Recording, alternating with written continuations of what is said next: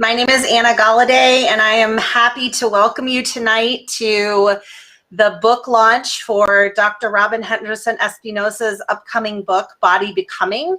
I am here with Dr. Robyn and the incomparable Pete Holmes, who are going to be talking with you this evening for a little while, and then we're going to unveil the book cover for Dr. Robyn's book and tell you all about how you can pre-order it. I am going to be heading off screen and taking care of the behind the scenes piece. I'll be manning the chat for all of you. If any of you have questions, please feel free to put it in the chat on whatever platform you're joining us tonight. And with that, Pete, I will turn this amazing night over to you and welcome you to Dr. Robyn's feed for this wonderful event.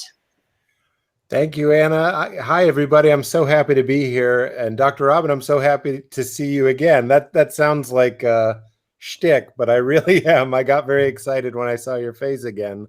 I haven't seen you since we did the podcast, which, no exaggeration, was one of my favorite chats of all time. I loved doing it with you, and I hope you had a similar experience. It seems like you did. You asked me to do this. Yeah, I'm thrilled to be back with you in where the ideas happen for me in front of my books and art, and thrilled to get to share some nuggets from the book and extend the conversation that we started that hopefully will result in some biscuits and gravy when I'm in LA in October. I sincerely hope so. I'm looking forward to that. We talked a lot about embodiment. Both my partner Val and I are all about it.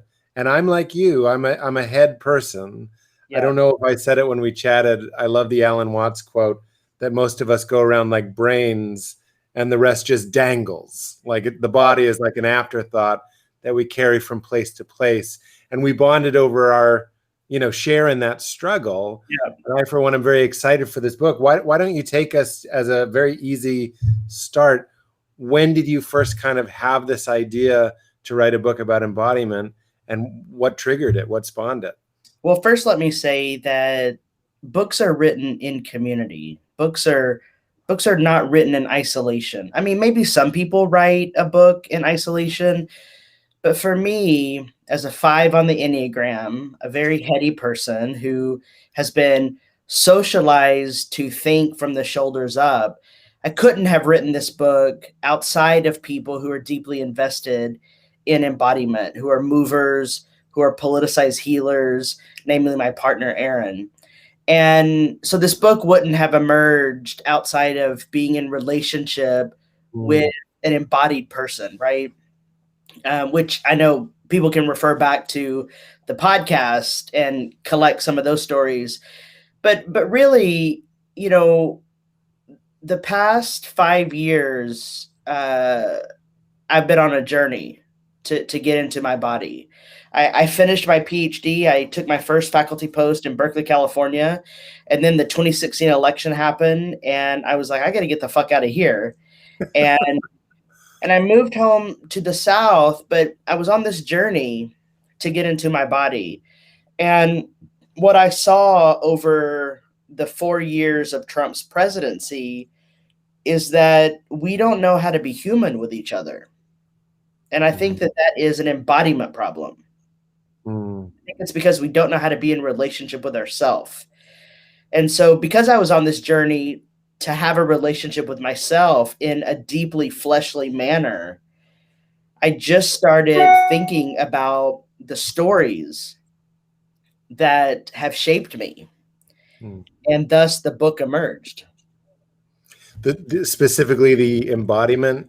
I have a couple things. First of all, most people, I feel like 2016 hit and we were like, let's get out of our bodies. I don't want to feel. So you really went into the cave that a lot of us were trying to avoid at a time that people that might not have been avoiding their bodies started to avoid their bodies. So it was a very timely, but also maybe not timely. It was brave of you to try and do it at that time. Yeah, I'm a bit of an outlaw in lots of things.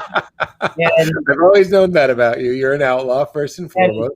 When I walked into my therapist's office in California, I said, I want to figure out how to have a relationship with my body. And that was in 2015. And then the election happened. And so I'm like already a year and a half into this journey of trying to get into my body. And, a lot of people do different things to get in their bodies. They do yoga, they go running, they work out. And that's not what gets me into my body. What gets me into my body is contemplation and action, that shared relationship. And yeah, I don't know how else to explain it other than I just poco a poco, little by little, try to feel. I didn't know how to feel. Yeah, well, I was going to ask, I sort of have my own experience, but for you, what are the symptoms of being disembodied? Because if we were having this conversation with my parents, they would have no idea what you were talking about. Like, you're in a body, that's a foregone conclusion. Like, this is totally off the rails. I'm assuming everybody listening and watching, it's a little bit more with it than that, but give me some of the symptoms for you. Why did you walk into your therapist and say, I want to be embodied? I know your partner, but what were the symptoms that you were like, I want to change this? I think my symptoms were when everyone else talked about having some sort of felt sense. That's like speaking Russian to me. I didn't know what that meant. And I think what I've come to learn is that supremacy culture as a maladaptive reality that shapes and shifts in really pernicious ways impacts us, and it lives in our bodies. And so that's why there is so much violence in the world. That's why there's so much self-harm.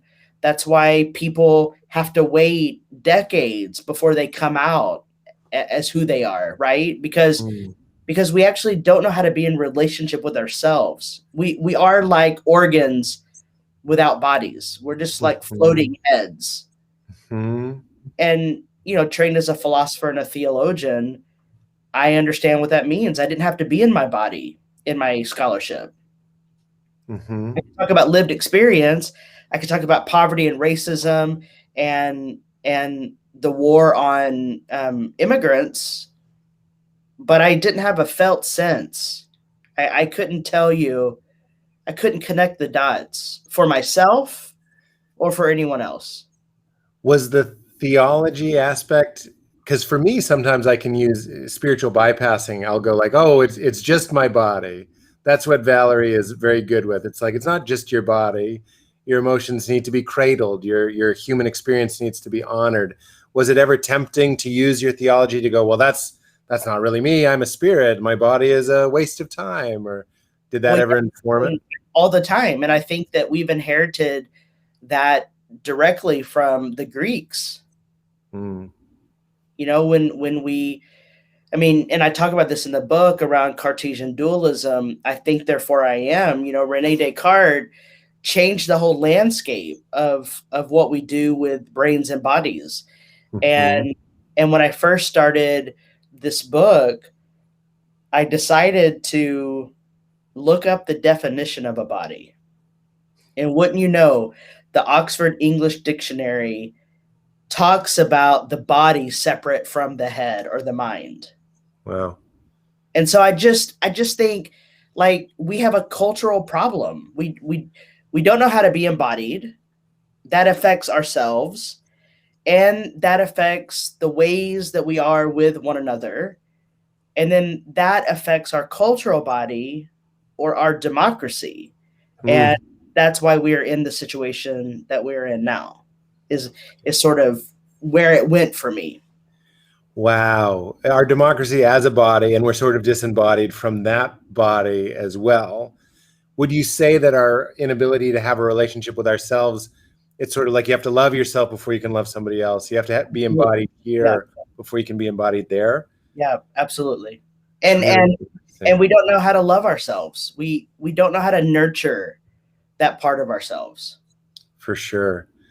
It's really I wasn't planning on talking about this, but it's so funny. Talk about foregone conclusions. I have a body.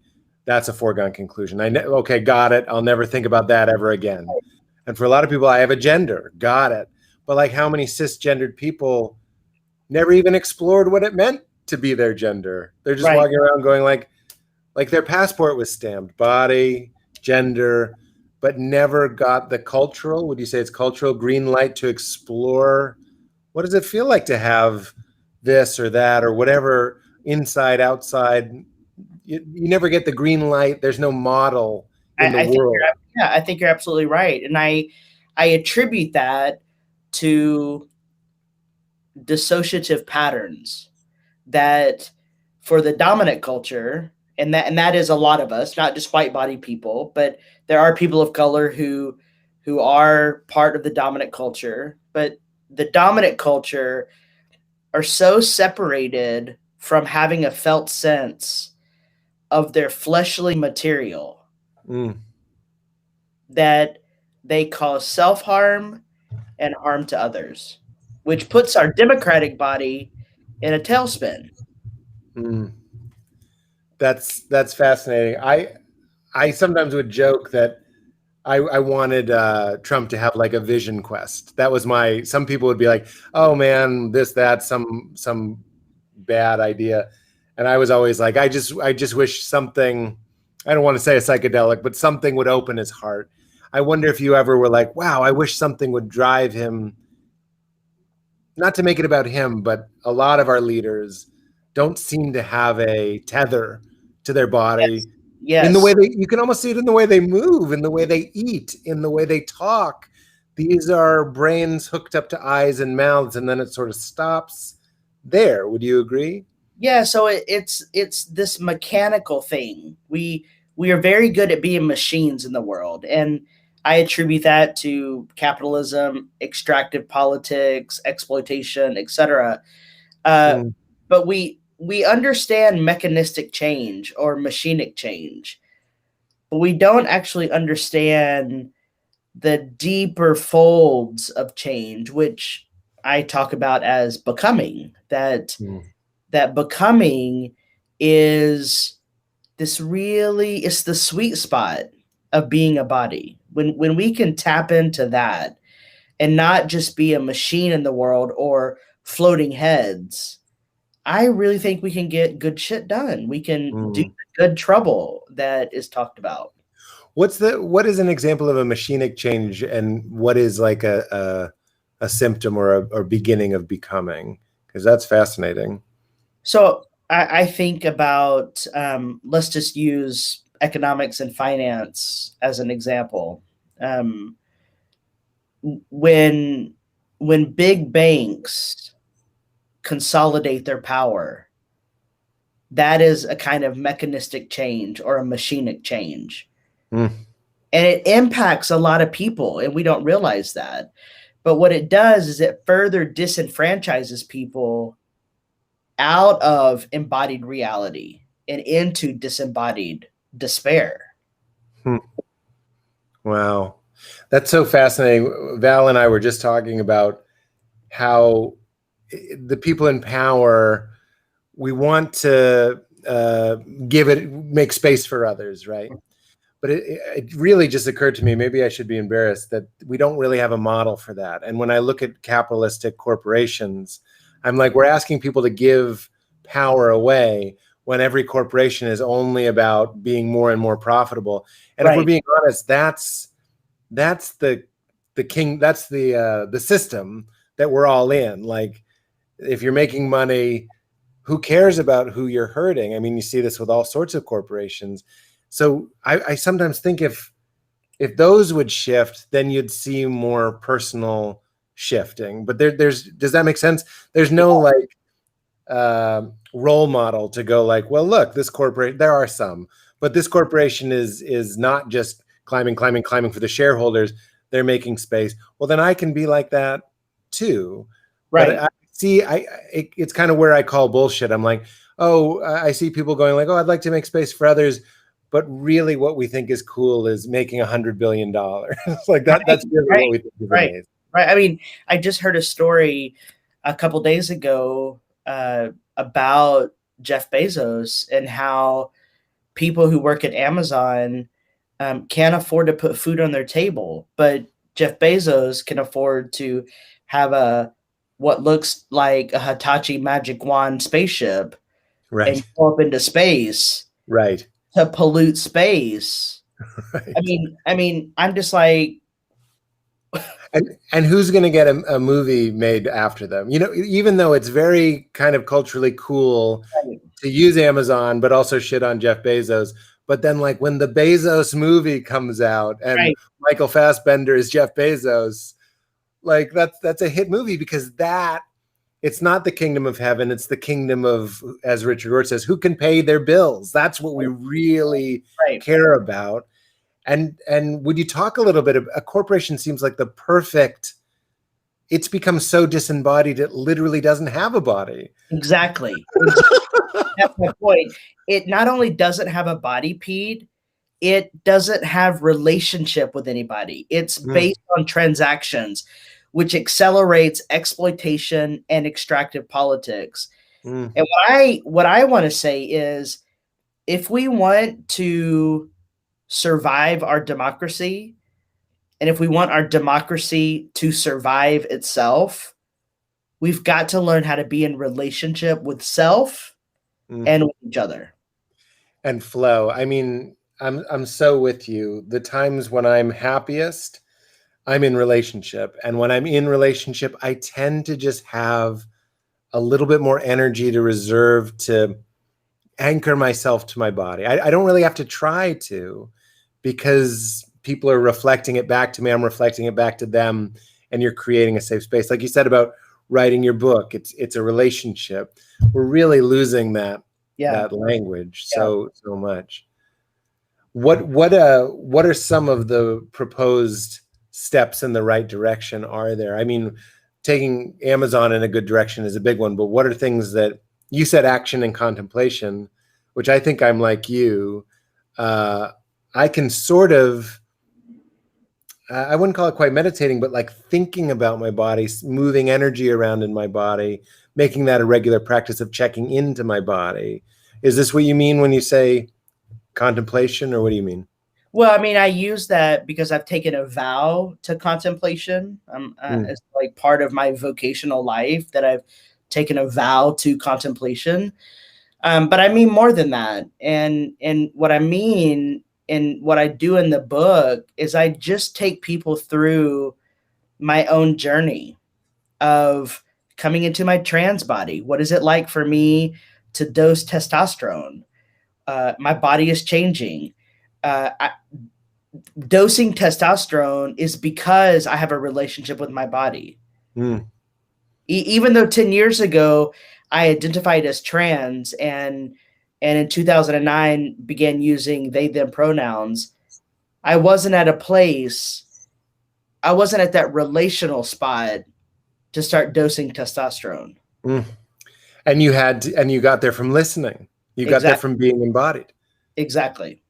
That is just so fascinating. The level of attention you had to pay to yourself, to bring yourself, it's more than just listening to your unconscious. It's listening to your flesh, right? It's listening to your cells. It's really cool. I talk about in the book about early on in the book when I was finishing my PhD, part of the process in doing a PhD is you have to write this big thing at the end called a dissertation.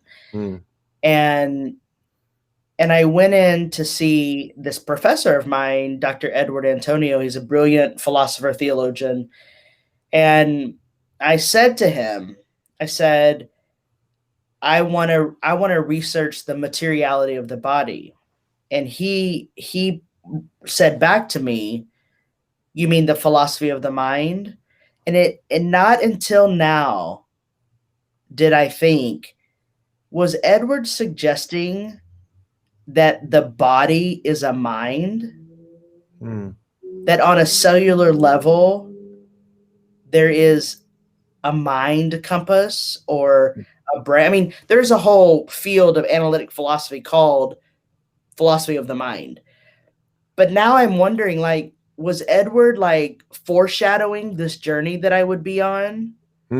I mean, when I sat down to reflect on all this and was writing, it just fucking blew my mind when I thought about some of those early conversations I was having.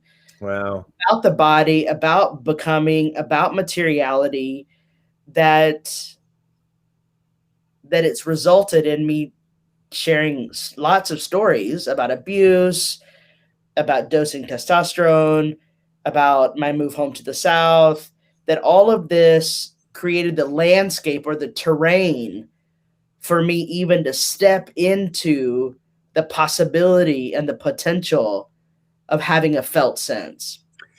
And what an opportunity. I'm so glad that you're, obviously you would, seizing it.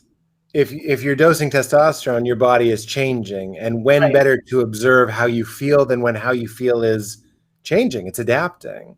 Right. It's sort of, and I'll ask you to speak to this, I have to imagine when we're deteriorating, it's the same. When we're getting old, when we're maybe dying, you're noticing more of what's happening.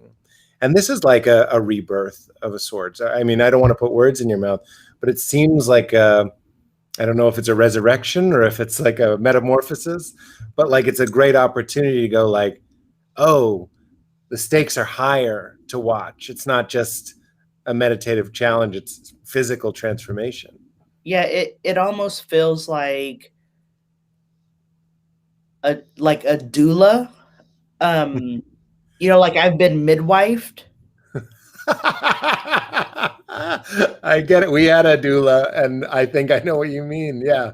Somebody that held your hand and took you through a transformation. Yeah. And I mean, I just have to say again, because I started in the very beginning saying that books are born from community.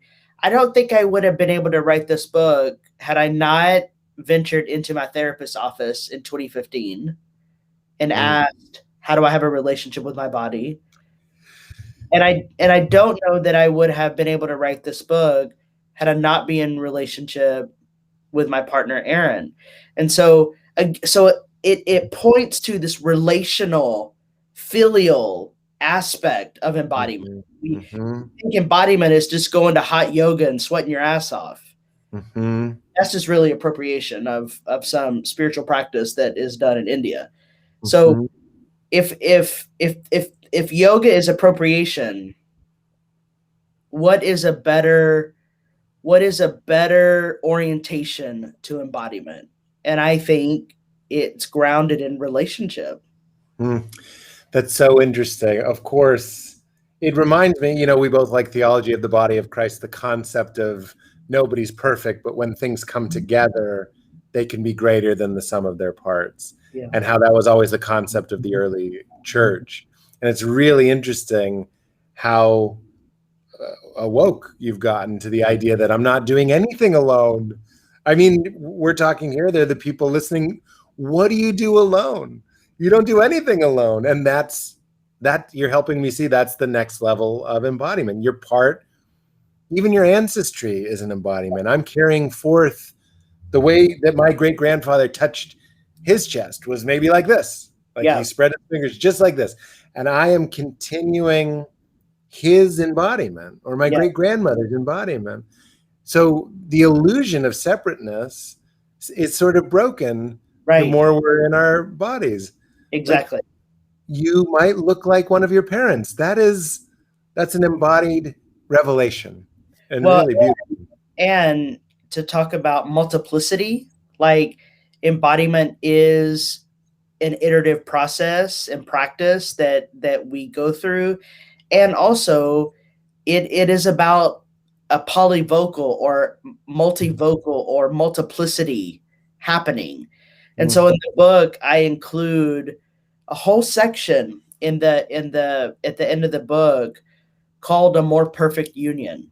And it's a collection of vignettes from people sharing their stories about embodiment. Because I didn't get here by myself. You and I didn't get, just our connection didn't happen in isolation. It happened because of our deep relationship with Mike McHargue. Yeah, that's right. it's happening because of a democratic movement. It's happening because we are participating in a flow. Mm-hmm. And so I wanted to add in other voices in the book so that we can point towards something. I love that. And I'm a visual person, so when Mike is introducing me to you, I sort of see cells in a bot transmitting information. You ever have that? It's like we think we're so separate from a body, but like if you looked at us microscopically, you would just see language being shared, physicality being shared, DNA being shared, reproduction. It's the same thing that's happening in here is happening out here, which is, it seems like another epiphany of embodiment. So it really is sort of the topic. It's the topic. It's not like, oh, what does it feel like to have hands or navel gazing? It's like embodiment is what's happening, and becoming is sort of, again, don't let me put words, is this right? It's like conscious involvement in what's already going on. I like the way Richard Rohr speaks about it. I mean, I sort of intuit that he's talking about becoming as participating in the flow. And you know how he says you can't push the river? Mm-hmm. The same is true for embodiment. You can't force this shit. Mm-hmm. I mean, it will sneak up on you, and also you can't force it. You can't push the river. You just got to participate in the flow of becoming. And trust that there is a river. Exactly. That's ancestry. That's evolution. That's the arc of the universe, and our bodies always towards more intimacy, more novelty, more connection. And of course, there are these sort of disruptions in that. We mentioned some of the corporate disruptions. But then, did you feel, I'm guessing no, was your partner the first person that you were like, oh, there's another way? Well, yeah. I mean, I've been in academia a long time, and I think that my partner now, I mean, the first time we had coffee, she thought that I didn't like her, and yet my experience was this really profound experience of, oh my God, they are translating my dissertation into language of embodiment. And I'm like, I need to, I've got a lot of work to do. I mean, I sort of went away from that meeting of saying, oh shit, I've got a lot of work to do. And I think this is the person who can create the conditions for me to participate in the flow that I've been chasing. Yeah. I couldn't relate more. Val is very embodied. And because of her, this is leading to a question too. Sometimes we'll just dance. It's a beautiful thing to dance. And I swear to you, maybe I said this on our podcast, I never thought dancing could just be like, well, what does your body want to do? Like asking. I thought it was like, what do you do to not look stupid, to look kind of cool, to fit in, but kind of look fun? And Val was like, just let go. And what does your body want to do? And I realized there were feminine movements, like hippie things that I never felt free to do. And as soon as I started doing it, I'm just crying. We're listening to Kelly Clarkson, having like a silly time, and it's breaking my heart open. And I'm wondering if you had similar, like when you first start going in, it can be quite emotional. I have to imagine. Yeah, so I live on the spectrum. I live on the autism spectrum. So emotions come really, they're really delayed for me. But when I move with Aaron, when we have music on and we move, sometimes we'll dance together. Sometimes I'll shimmy. Anna has got lots of video of me shimmying. When I move, I experience a kind of freedom that I can't put language to it. Yeah, that's it. And it's a positive feeling, right? But it can also be, I also struggle putting language to it. Like, why am I crying? Sometimes being embodied doesn't necessarily mean we can put language to what we're feeling. It's just happening. It's that Right. that's the river. That's the flow. Yeah. And I'm like, I'm used to being able to articulate why I'm feeling, well, I'm angry because I'm in traffic or whatever. Right. But when you're just moving and suddenly your heart is opening, I'm right there with you. It's a very comedian thing to live up here too. Mhm. And sometimes I wonder if I'm on the spectrum, at least in a small way, because the hyper literal nature of comedy, we have that in common. Yeah. And I'm glad that we both found movement. Yeah. And that's one of what I'm curious if you want to talk more about what it was like starting testosterone. What did that feel like? And how did that bring you into your body? It's a very interesting idea. Well, I started dosing testosterone, a very low dose, on the 50th anniversary of Stonewall, and I did it. So that was in 2019, and I started in 2019 because it was a revolutionary act for trans women of color to say no to police violence, and I felt like my saying yes to testosterone was my resistance to the ways in which people have tried to box me in as male or female, and my continual saying, I'm neither nor, I'm this other thing that we call non-binary, obviously, but it was saying yes to myself and yes to my body. I keep coming back to this. I'm like, I feel because of the disembodiedness, so many people are being robbed of the richness of whatever their experience might be. And they're sort of, this might be an overstatement, but they're sort of the last person to ask who they are. Does that resonate with you? I'm like, have you taken the time to not just question it or deconstruct it, but go like, have you visited yourself? It's like that song, I've never been to me. You've never been inside you. It's like getting a sports team in a city and a country and all of these things. It's just the cafeteria. It breaks my heart. It makes me so happy that you're going in the opposite direction and being that model for people. Are you hopeful that this book and these conversations will lead to just, I sort of am. I think my daughter is going to grow up in a world where like there's just going to be more containers, more options for everything. That seems to be the trend. Yeah, I mean, when I think about this, I think that maybe this book will invite people into an orientation that reminds them that their needs matter, that their bodies matter. It's not just about propositional logic that matters anymore. It is about the tangible felt sense. It hurt and harm matters in the world, and we don't know how to sit with that because we don't know that our own needs matter. It's powerful. It makes me feel emotional just talking about it. It's like, not to bring it back to corporations, but it's like just what works. And wouldn't you agree, we're around the same age? It's like feelings just seem to be in the way. Right.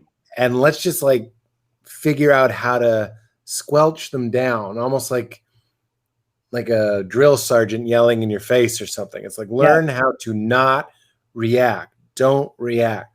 And I think a lot of us, well, I'll speak for myself, were wounded having parents that just didn't seem to know how they were feeling and therefore couldn't necessarily invest in my feelings in a way that I needed. So how are you doing these days on the spectrum, born ahead person? Are you able to give your feelings space? Is that a part of this work? Like recognizing, wait, how does Robyn feel right now? What's going on? So for many years after my PhD program, I journaled every day to get into my feelings and to like translate my ideas into feelings. I'm training a very sort of esoteric brand of philosophy that talks about affect and feeling as a concept, as like a theoretical construct. But I'm like, no, this shit really matters. Like, I feel sad, let's not theorize that. That is real. Right. So I spent many years charting my feelings and translating what was happening in my mind into feeling language. And I think that set me on a journey. And, in therapy every week, my therapist invites me into feeling in a different fold of feeling, right? It's almost, Pete, it's almost like I can feel the warm illumination of feeling. That's where I am. Right? It's this horizon that I can feel the illumination of it. Wow. Because how often before this work do you think you were misdiagnosing your feelings? Not just ignoring them, but acting. Yeah, this is Val and I were just talking about this. It's like, am I horny or am I just angry? Am I having a panic attack or am I really hungry? Right. I think this is what most of us, I don't want to speak for other people. This is what I'm doing so much of the time. And I don't think this is an overshare. I remember being so nervous about something, I thought I was horny. And then as soon as it was over, I wasn't horny anymore. So I don't think I was horny. It was just a misdiagnosis of a feeling. Right. But I feel like we have sleepy, angry, maybe sad. Like these are that's what's on the menu for most people. Right. It's a very limited scope because that's because we aren't in relationship with ourselves. Right. Right. And then that impacts our cultural body, and in the larger sphere is our democracy. Did you watch Woodstock 99? I don't, it's on HBO. Maybe I should. No. It's just about, again, it was that terrible Woodstock where everything went nuts. And if you want to talk about the unconscious feelings of a collective and like the symptoms of a collective and the rage of a collective, a friend of mine, Nate Craig, was like, it was like looking at the Capitol riot, 20 years before it happened. It's like, it's the same. And it was looking at Me Too before it happened. It was like, this is where it's not where it started, but like, how did we not see it coming? When you look at riots and rage and fires and sexual assaults, and it was right in front of our face, but I think it got put through the filter of the available emotions and available conversations. And we were just like, those crazy rock and roll, it wasn't. It was disembodied, dissociative, unnamed, unregulated rage or something. So you don't have to watch it. I think this is what you're talking about. That was a body. And they even talk about when the music is playing, that many people become a body. Like you lose autonomy. You start moving with a group. And then everybody in the riot said, I didn't decide to start a riot. It just happened. And I was like, yes, because you're a cell in the body of the rioting thing. I mean, so this is my exact argument around the democratic body, and that when we really take stock of ourselves, it allows us to be in relationship different with each other, and that impacts our vision for democracy. I mean, can you imagine? I mean, the person who comes to my mind, one of the most compassionate, empathetic persons, is Mike McHargue to me. Yeah, he's a sweet. When I think about what if we were as kind and generous as Mike McHargue, that would completely shift LA County. I think you're right. He is one of the few people, we're talking about specifically cis white men making room for others. I'm like, Mike really means it. He's not saying it to fit in or win points or manipulate or something. he's doing it. Exactly. And he's one of the most in touch with his feelings people. And I think Mike is, you know, I don't know how neurotypical he is either. I don't know how he diagnoses himself, but he's like us. He's a head person. Yeah. And he's doing this work too. And you can see it. You can watch it blossom. It's really, I mean, it's such an exciting topic for a book, because the more we talk, the more I'm like, really, it's like life. It's like, it's the book is about every single thing. So what do you see?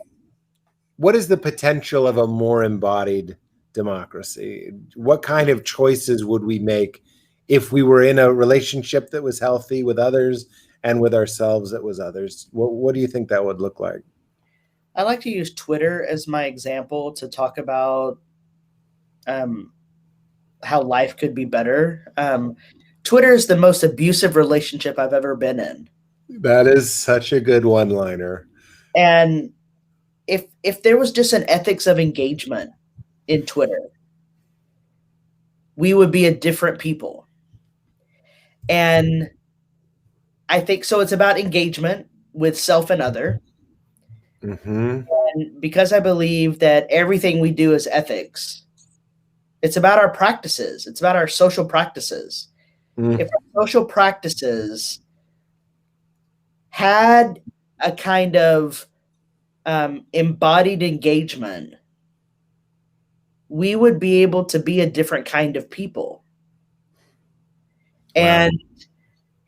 And that, I mean, that's what I'm trying to do when I share all the stories about my life and going through academia and whatnot. But that would be my hope. It's so interesting. You're right. If there was some, like a body, the body agrees blood, you know, goes from the heart out to the body, back to the heart. There's certain agreements. They're basic. But what you have is people pushing the blood all different sorts of ways. There's people not acting like cells. There's people that are acting like cells. There are people like acting like robotic limbs. There's just all sorts of craziness. And because it gets clicks and stuff, nobody cares to fix it. Exactly. Because again, we're in a broken corporation. We were just on vacation, and there was a pool, and it was the only pool the kids could go in. And there was a bar. There were these two drunk guys talking, and I was playing with my daughter, but I couldn't stop listening to them. Even though what they were saying, it wasn't hateful or ugly, but they were just day drunk out of their mind and saying nothing. And I couldn't stop listening to them. I was fascinated. I was like, this is what Twitter is. This is like, it's writing on a bathroom wall. It's drunk dudes talking at a bar. And for some reason, it appeals to this like really perverse part of our nature. That's just like, well, what are they saying? And it's so interesting to think about what it could be, and what an interesting thermometer to use. Yeah. Wow, fascinating. I feel like we're about to get to the wonderful Hilary, who I'm excited to introduce. Is there anything, before I ask a final question, is there anything, Robyn, that you wanted to touch that you didn't touch on? I mean, I think the only thing that I want to say and drive home is that democracy, and when I talk about my vision for democracy, it is not about a sort of one-sided intellectual argument. I am talking about some sort of cooperative, collective, collaborative ethic that gets us to multiplicity and pluralism, and the kind of democracy where you and I can walk down the street and not be harassed. For you for being a cis white man, and me for being a trans Latinx. You know, like, can we eradicate the harm if we are embodied people? It's beautiful. It's at the same time very individual and aggressively activist scholar style collective. Yeah. And I just think it's brilliant. It's courageous. It's brave. listening to you talk about it. It's funny and poignant. And I'm just super, super excited for people to check this book out and to see the cover, which I've already seen. I don't know, spoiler. It's beautiful. So I'm so excited for everybody to see it. So I'm going to stick around, but we're going to bring in Hilary. Is that all right? Yeah, let's do it. Okay. Well, this is another, I'm not just saying this, another favorite guest of mine. She is also a friend of Science Mike's and is a podcast buddy of his and just a brilliant, brilliant therapist and human being. Everybody, let's welcome the wonderful Hilary McBride. Hi, everybody. I'm Dr. Hilary McBride. I'm a psychologist, and my clinical and research specialization is in embodiment and the things that intersect around embodiment across the lifespan. What I have learned in doing this work is that as much as our culture likes to offer us a narrative of existing or personhood that is primarily oriented around cognition and disembodiment, our existence is bodily. We are our bodies, and our bodies shape our lived experiences. Our bodies shape our theology, our social experiences, our connections, and our community, and even our sense of ourselves. That means that the bodies of people talking about embodiment matter. So, for that reason, I am thrilled that Dr. Robyn has written this book, because I know that Robyn understands being a body in a way that I never will, but I can learn so much from, that we can all learn so much from. Robyn offers us an experiential wisdom and insight that can round out our understanding of being, that can't just be gleaned from academics and intellect alone, but comes from the texture of living and moving through the world exactly as Robyn is in the body that Robyn's in. I cannot wait to read this book. I cannot wait for what it will stir in me, confront in me, invite me into, and how that's connected to the flourishing of my own personhood, but also my community, my participation in being a body with other bodies in the world and being sensitive and appreciative of the complexity that that offers us. So congratulations, Robyn. I'm so excited to read this. Cannot wait to have the book in my hands. And today, just celebrating with you the unveiling of your cover. Congratulations. So cute. And Audrey was there. That's her baby that she just had. Oh my God. And I'm such a dingus. I was like, hi, Hilary. It was a pre-tape. That wasn't very embodied. I don't care for that. Yeah, she just had a baby, so she couldn't be live with us, but she was so generous and sent in a video, which is really wonderful. So Hilary has a book out on embodiment. It just came out, and I thought, well, what better person to talk about embodiment, and people should also go buy Hilary's book. But Hilary and I have spent a lot of time talking about bodies and talking about embodiment. And I thought, oh, I need to have Hilary as part of this. That's such a great idea. It really is everything. The more the merrier, I feel like at this point. Yeah. I personally need all the help I can get. And the more I do, the better I feel. So that's so great. Same. Yeah. That's wonderful. Anna, are we going to the audience? Are we transitioned in? Oh, wow. Okay. We're going to watch the book trailer and we're going to unveil the cover. Is that cool with you, Dr. Robyn? Let's do it. I'm ready. I'm excited for you guys to see this. Let's watch the book trailer and then we're going to unveil that sweet, sweet cover.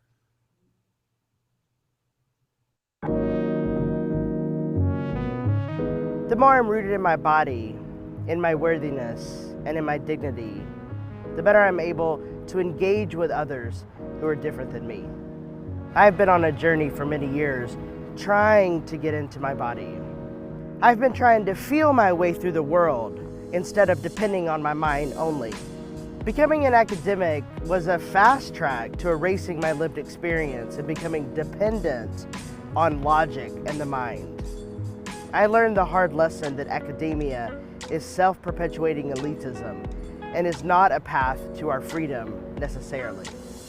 I learned that I was and am conscripted into supremacy culture.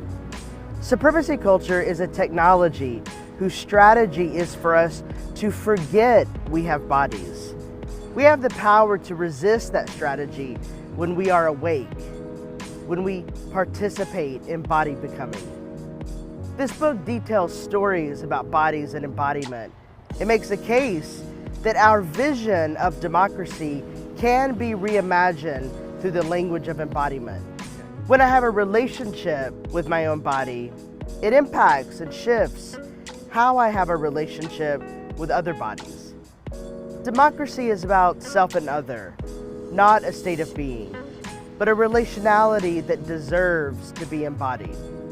Democracy is not a static thing. It is a becoming process that invites us into relationship with self and other. We can be a more perfect union when we lean into the wisdom of becoming embodied and learn to lead from the felt sense of our bodies. It's a path to our liberation.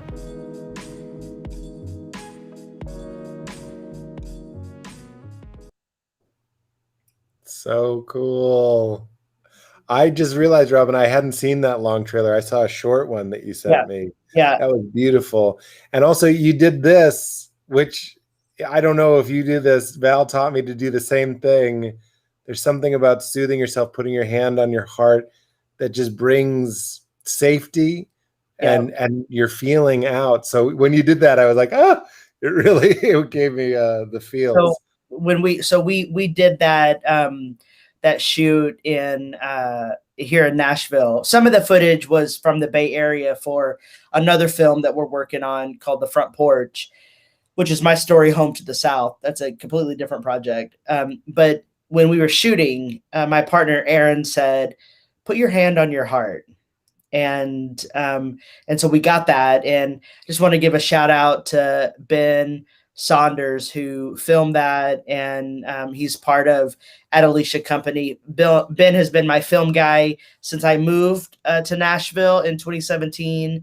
Ben does amazing work. He's a great creative. I've missed our creative meetings since we've been in quarantine.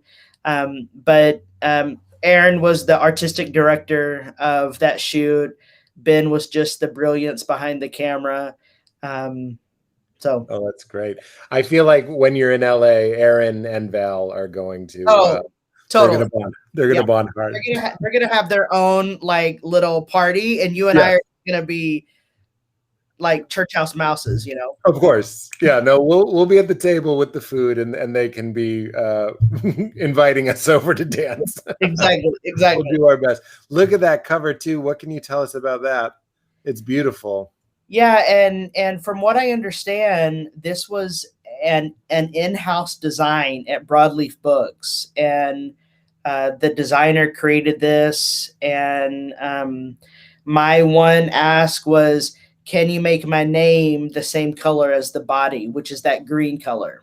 Oh, that's beautiful. That's a great note. That is a great cover. I think everybody's excited to see it.